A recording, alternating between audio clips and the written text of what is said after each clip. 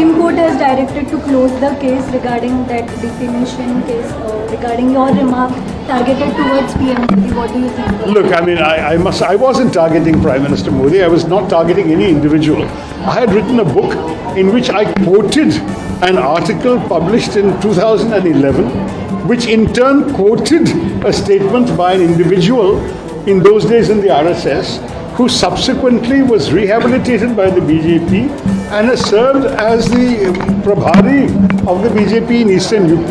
So the person who said it, there is no case against him. The person who quoted it in print in 2011, there is no case against him. But me, for 6 years later, quoting the quote in a book, there's a case against me. I mean, this makes no sense at all. So we have been trying to get the case dismissed because all I'm doing is I'm writing a detailed book full of footnotes. And in a footnote, I've said this is the source. An article in the Caravan magazine quoting a then unnamed RSS person, but he's no longer unnamed because his video is all over the internet saying this. It's not my sentence. I'm quoting a quote. And yet there has been a case filed against me. So I think it's not surprising that the court said, why do you want to be like, why did you drop the case?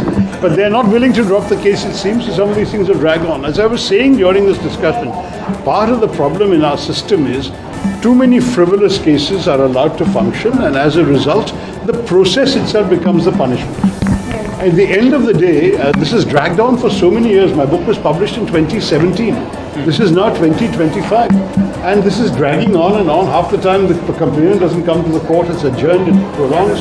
I honestly think that one of the things we all have to think about in our country is the judiciary's time always being well spent on worthwhile cases?